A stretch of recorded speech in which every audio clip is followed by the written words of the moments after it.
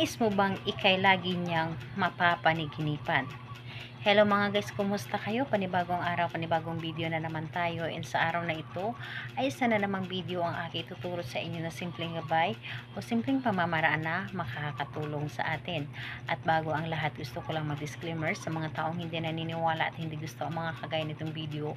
Please skip this video and maghanap kayo ng videos na gustong gusto nyo, dahil ang video na ito ay para lamang ito sa mga taong naniniwala and gusto mag-try. Sa lahat po ng mga nagko-comment dito sa aking video dito sa loob ng aking channel, mag-iingat sa lahat ng mga nagre-reply sa inyo na dinadala kayo sa kanilang WhatsApp Imo app upang makaiwas po tayo sa scam. Ngayon po ituturo ko sa inyo paano kayo laging mapapanaginipan ng inyong partner, and higit sa lahat, hindi ka mawawaglit sa kanyang isipan. So dito ay pwede mo itong gawin sa parehas ng kasarian, babae ito babae, and lalaki ito lalaki, and syempre naman sa ating babae at lalaki na mag-partner. And dito is kailangan natin ng ating gagamitin. Kailangan mo lamang dito maghanda ng isang maliit na papel.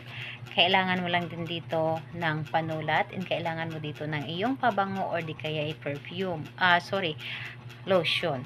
Basta ito ay mabango, and sarili mo itong gamit at hindi mo ito hiniram lamang. Yung sarili mong gamit na lagi mong ginagamit sa araw-araw.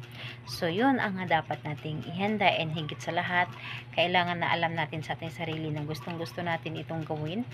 Kailangan na naniniwala tayo at hindi tayo nagdududa sa ating dapat na gawin, and higit sa lahat, nagtiwala tayo.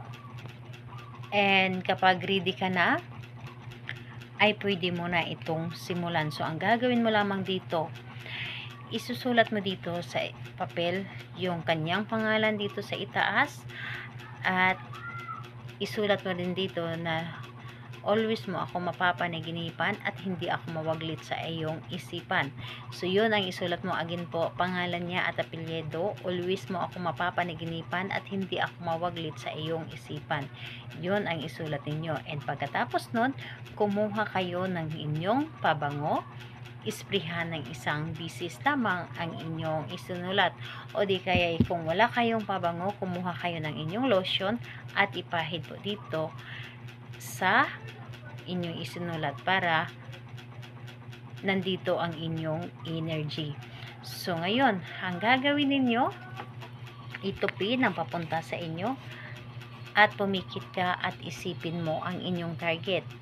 Sa pamamagitan nito, ikaw, pangalan ni target at apelyido, at sabihin mo dito, lagi mo ako mapapaniginipan simula ngayon at hindi ako magwaglit sa iyong isipan.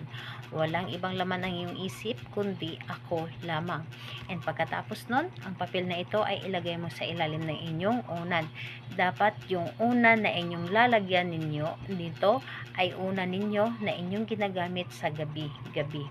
O yun talaga ang una ninyo na ginagamit ninyo sa inyong pagtulog, at huwag hayaan na ang inyong unan ay magamit ng ibang tao.